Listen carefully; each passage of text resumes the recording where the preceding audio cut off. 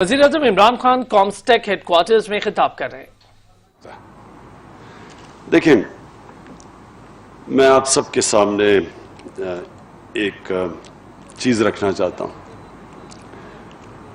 जो चीज़ एक कौम को ऊपर लेके जाती है वो उसके वसाइल नहीं, यानी तेल के ज़ख़ीरे बैठे हों तो कौम प्रोग्रेस नहीं करती, हीरे हों, सोना आपकी ज़मीन से निकले फिर भी कौमें नहीं आगे बढ़ती, क्योंकि अगर बढ़ती होती तो आज कॉन्गो एक बड़ी अमीर कौम बनी होती, नाइजीरिया एक दुनिया की फास्टेस्ट ग्रोइंग इकॉनमी होती, और भी आप दुनिया की कौमें देख लें। जो एक कौम को जो क्वालिटीज ऊपर लेके जाती हैं वो सबसे बड़ी क्वालिटी होती है, अंग्रेजी का जो लफ्ज है सेल्फ बिलीफ।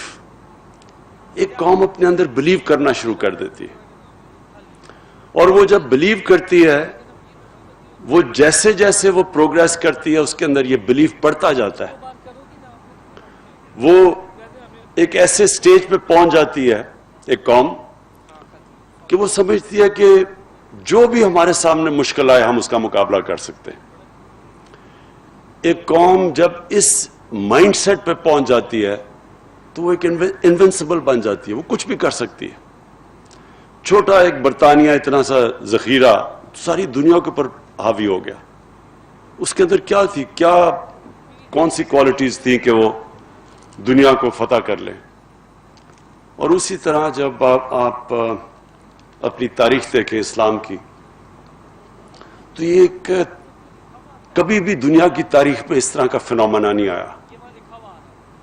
एक तारीख का हिस्सा है कि कैसे वो लोग जो कि हिजरत करके आए मदीना में 622 में 622 एडी में, और मुश्किल से उन्होंने सरवाइव किया पहले 5 साल।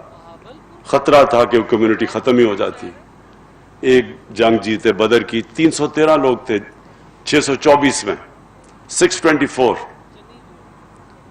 उसके बाद मुश्किल से बचे अगली 2 जंगों में, और फिर 636 में मदीना के पहुंचने के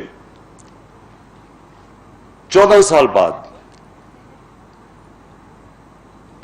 वो जो एक सुपर पावर है रोमन एम्पायर, बैजेंटाइन एम्पायर, वो उनसे हारती है यरमुक में, और अगले साल उनसे हारती है जो दूसरा एम्पायर होता है पर्शियन एम्पायर, वो हारता है कटसिया में।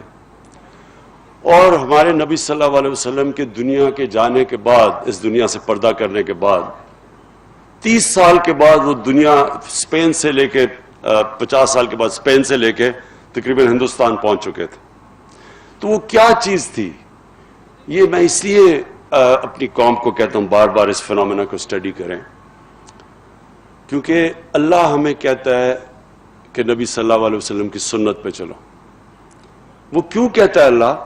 क्योंकि उनसे कामयाब आदमी दुनिया की तारीख में नहीं आया, और वो जो मॉडल था मदीना का, उसके ऊपर एक दुनिया की एक ऐसा सिविलाइजेशन कायम हुआ अगले 600 साल तक जो हर चीज में लीड करता था। लीडिंग सिविलाइजेशन था साइंसेस में, सारे टॉप साइंटिस्ट मुसलमान थे। तो वो जो मॉडल बेस किया था वो मदीना का था। और इसलिए ये हमें तो शुरू में समझ भी नहीं आती थी कि जी नबी सल्लल्लाहु अलैहि वसल्लम की सुन्नत पे चलो, लेकिन सुन्नत पे इसलिए चलो कि वो अगर इंसान उस पे चलता है तो वो दुनिया का सबसे कामयाब इंसान बन जाता है। और वो जो स्टेट थी मदीना की, जो प्रिंसिपल्स उन्होंने बनाए थे उस स्टेट के, अगर आप उन पे चलो तो आपकी कौम ऊपर आ जाती है। जब भी मुसलमानों की अगर आप तारीख पढ़ें तो रिवाइवल आई है, तो हमेशा कोशिश की गई है उन असूलों को अडॉप्ट करो जो असूल थे मदीना की रियासत में। तो जो सबसे बड़ा असूल था वहां एक सेल्फ बिलीफ आ गया था। वो अपने आप को अंदर बिलीव करने लग गए थे। उनको नबी सल्लल्लाहु अलैहि वसल्लम ने जो ज़ेन की लिमिटेशंस हैं, जो गुलामी है, उससे आजाद कर दिया था। یہ جو جس کو علامہ اقبال کہتے ہیں جو شاہین تھا، مرد مومن کی بات کرتے ہیں، وہ ایک آزاد انسان ہوتا ہے، وہی صرف دنیا میں اوپر جا سکتا ہے سب سے. اس کے لیے ایک ذہن چاہیے ہوتا ہے جو بلیو کرتا ہے کہ کوئی بھی چیز ہو تو میرے لیے ناممکن نہیں ہے، میں سب کچھ کر سکتا ہوں. یہ جو کوالٹی ہوتی ہے، اس سے ایک انسان اپنے اندر پوٹینشل ڈیولپ کرتا ہے. اللہ نے جب ہمیں اشرف المخلوقات بنایا تھا تو اس نے جب فرشتوں کو کہا تھا کہ اس کے سامنے جھکو، تو جب شیطان نہیں جھکا تو اللہ نے کہا کہ تمہیں نہیں پتا کہ میں نے اس کو کیا پاور دی ہے، اس کے نالج کیا دی ہے. تو وہ جو نالج ہے وہ ڈسکور کیسے کرتا ہے انسان؟ وہ کبھی بھی ایک غلام ذہن نہیں ڈسکور کر سکتا جو صرف ڈیپینڈ کرتا ہے کہ جی اچھا باہر سے امپورٹ آ جائے گی یا باہر سے نالج آ جائے گی تو میں آگے بڑھوں گا. وہ ذہن آگے نہیں بڑھ سکتا. ذہن آگے وہ بڑھتا ہے جو سمجھتا ہے کہ میں کچھ بھی کر سکتا ہوں. اور ہماری جو ملک کی جو اگر میں یہ سمجھوں کہ اس ملک کے اندر جس طرح یہ بڑھ رہا تھا ایک وقت پہ 60s میں، پاکستانی جو دنیا میں ویو کیے جاتے تھے، جو پاکستانیز کے اندر بھی سیلف بلیف آتا جا رہا تھا، وہ ہماری بڑی بدقسمتی ہے کہ ہم اپنا راستہ کھو بیٹھے. وہ جو سیلف بلیف تھا وہ پروپیل کر رہا تھا اس ملک کو، جس کے اوپر پریڈکشنز کرتے تھے کہ پاکستان کیلیفورنیا بنے گا ایشیا کا، سب سے تیزی سے ترقی کر رہا تھا. انفارچونیٹلی ہماری بدقسمتی کہ ہمارے اندر یہ جو سیلف بلیف آنا تھا وہ نہیں آیا. جو سب سے ایک چیز پلیز یاد رکھنا کہ جو ہم آرگیومنٹ سنتے ہیں جی کلونیلزم آئی اور انہوں نے لوگوں کو نقصان کرتی ہے، وہ غلامی، وہ انسان کو جو جب آپ آزاد بھی ہو جاتے ہیں لیکن ذہنی غلامی رہ جاتی ہے. میں جب پہلی دفعہ پاکستان ٹیم کے ساتھ انگلینڈ میں ٹیسٹ کھیلنے گیا، میں 18 سال کا تھا، تو مجھے یاد ہے ہمارے سینئر پلیئر ہمیں کہتے کہ دیکھیں انگریز سے جیتنا تو سوال ہی نہیں پیدا ہوتا، اگر ہم عزت سے ہار گئے تو ہماری یہی جیت ہوگی. ہمارے اپنے سینئر پلیئر ہی کہہ رہے تھے. اس کا نتیجہ کیا ہوا؟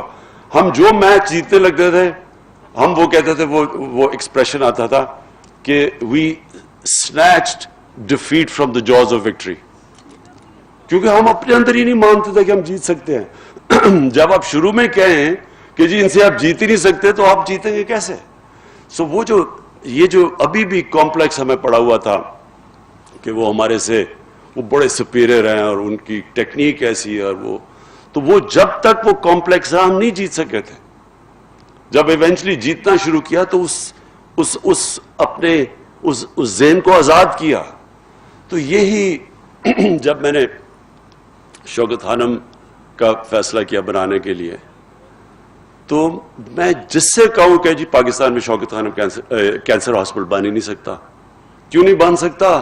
کیونکہ اس کے لیے ذرا مختلف چیزیں تھیں، ڈاکٹرز چاہیے، اس کی اکوپمنٹ ہے، بڑی کیپٹل انٹینسو ہے، اس کے لیے انجینئر ڈپارٹمنٹ چاہیے ہوگی، کیونکہ ڈائگنوسٹک اور پھر جو ٹریٹمنٹ کی اکوپمنٹ ہے وہ بڑی مہنگی ہے، ان کی مشینیں بڑی سینسٹیو ہیں، اور پھر ہمارے پاس آنکولوجسٹ نہیں ہیں، اور ساری چیزیں میں سنتا تھا.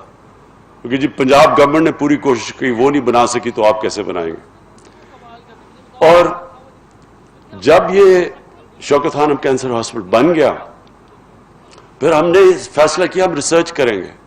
کینسر سمپوزیم کیا ہم نے، انٹرنیشنل کینسر سمپوزیم. شروع میں ہمارے بڑے تھوڑے سے لوگ آئے، جو اب ہمارے کینسر سمپوزیم ہوتا ہے انٹرنیشنل کینسر سمپوزیم.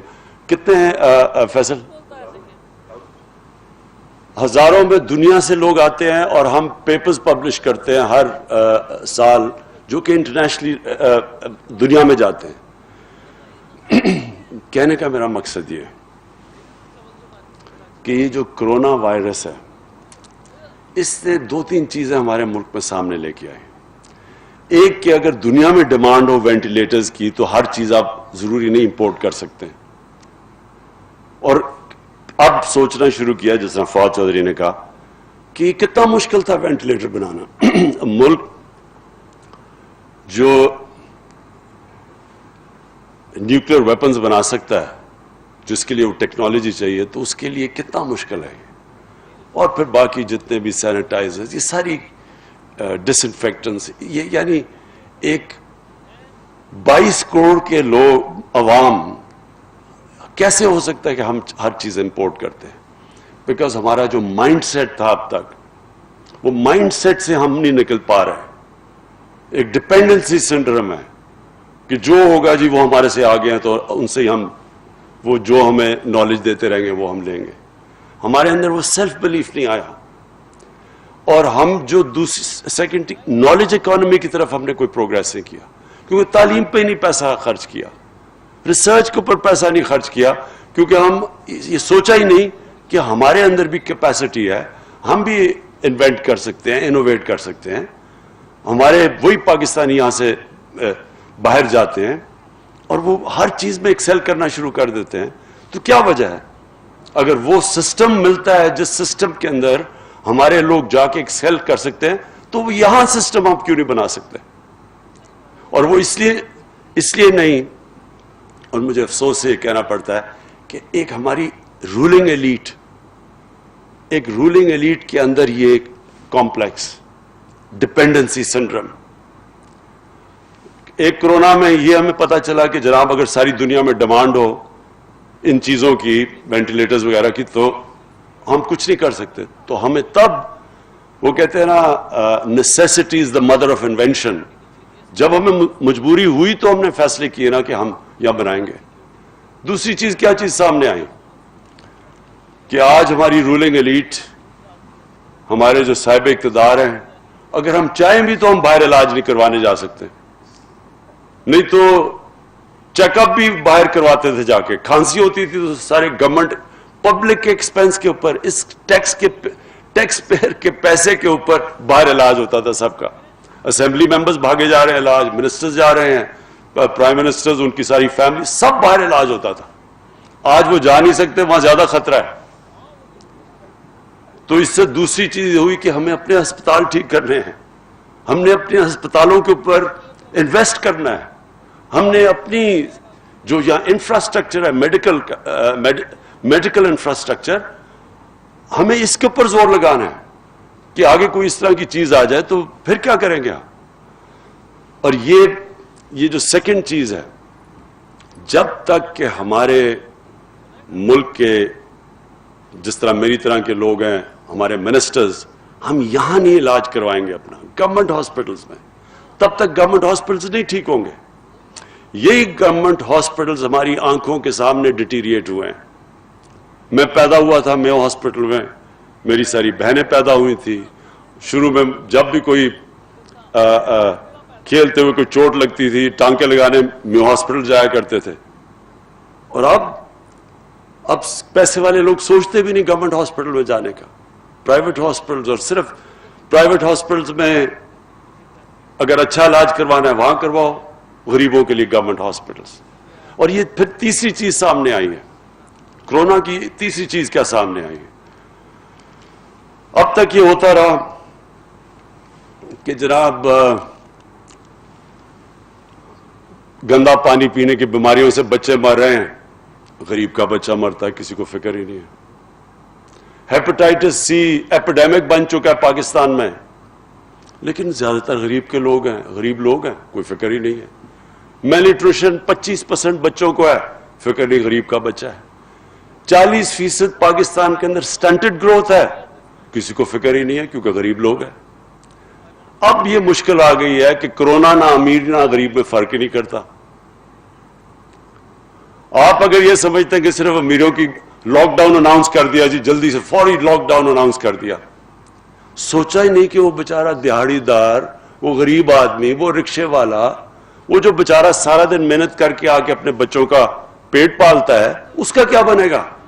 نہیں، امیروں نے سوچا اچھا جی 2-3 یہ امیروں کو بھی آتا، تو ایک دم سارا ایک ایلیٹ نے فیصلہ کر لیا سارے ملک کے لیے، سوچا نہیں کسی کا. ہندوستان نے تو ہمارے سے بھی زیادہ، جتنا وہ جو ان کا اسٹرانگ مین نریندر موڈی ہے، کہتا ہے جی اس کا 50 انچ کا چیسٹ ہے، وہ اتنا ڈرپوک نکلا ایک دم اس نے سارا بند کر دیا. بیچارے لوگ 200 میل چل کے جا رہے، غریب لوگ تھے ہندوستان میں. سوچا ہی نہیں کہ عام آدمی کی زندگی کیا ہوگی. یہ تو ہمارا جو اب ہمیں کیا نظر آیا کہ اگر آپ غریبوں کی بستیوں کا دھیان نہیں رکھیں گے تو کرونا اگر غریبوں کی بستیوں میں پھیلے گی وہ پھر امیروں کی بستیوں میں بھی چلی جائے گی.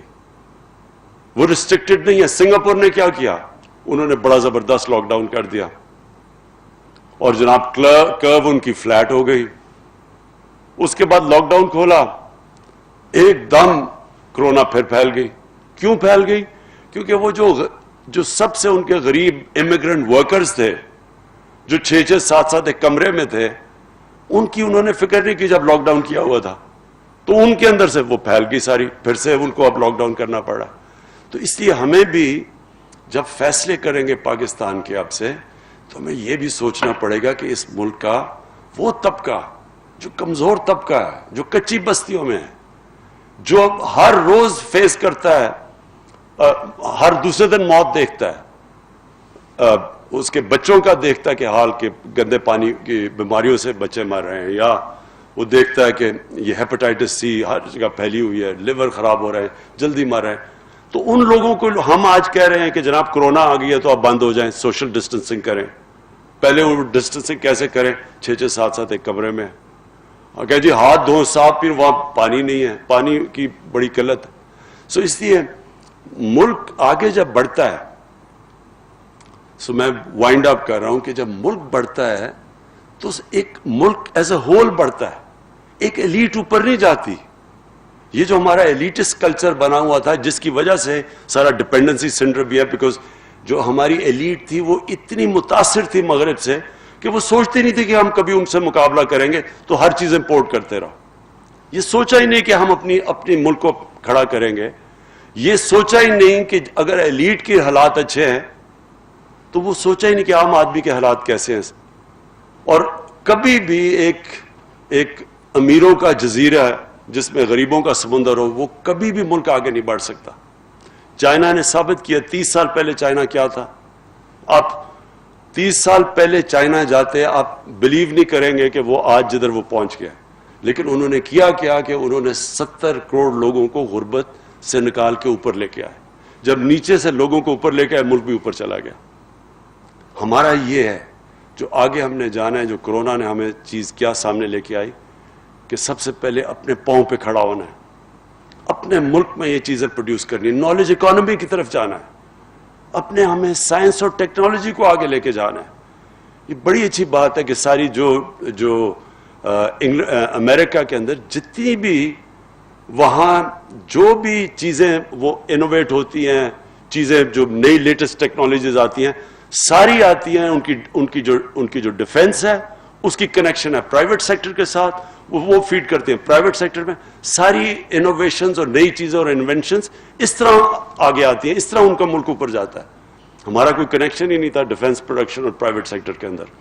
تو انشاءاللہ یہ جو آگے کا کورس ہم جس طرف جا رہے ہیں, وہ انشاءاللہ ہم اب انشور کریں گے جتنی بھی ہماری ریسورسز ہیں. پہلے تو 1-1.5 سال تو سروائیول میں گزر گیا, اپنی اکانومی اسٹیبلائز کرنے میں لگ گیا, ڈیفالٹ سے بچانے میں لگ گیا. لیکن اب ہماری پوری کوشش ہوگی کہ ایک ویژن چارٹ آؤٹ کریں اپنے ملک کی, کہ ہم نے آگے جو جانا ہے ایک لانگ ٹرم پلاننگ ہو ملک کی, short term, medium term, long term, ایک پوری ویژن بنے ہماری, جو ہم اس کے اوپر پورے لگے ہوئے ہیں.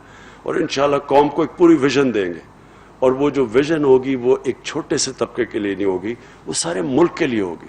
اور وہ سینٹرک اس طرح ہوگی کہ یہ جو ہم کچی بستیاں ہیں, ہماری غریبوں کی بستیاں, ان کو سب سے زیادہ اب ہم نے زور لگانا ہے کہ ان کو ہم نے کیسے اٹھانا ہے.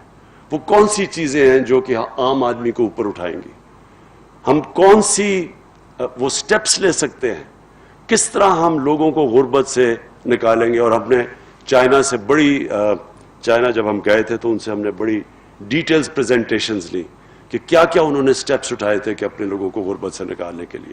اور اس کے اندر کی یہ ہے لانگ ٹرم پلاننگ.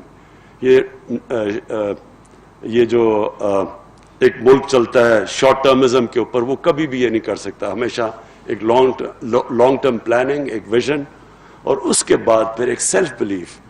جب ایک قوم بلیو کرنے شروع ہو جاتی ہے کہ ہم کچھ بھی کر سکتے ہیں, اور ہمیں ایک بہت بڑا جو ہمارے پاس مدد کرے گا, یہ جو ہمارا پروگریس ہے اور جو یہ انشاءاللہ قوم اپنے پوٹینشیل پہ جب پہنچے گی تو ہمارے پاس ایک ماڈل ہے.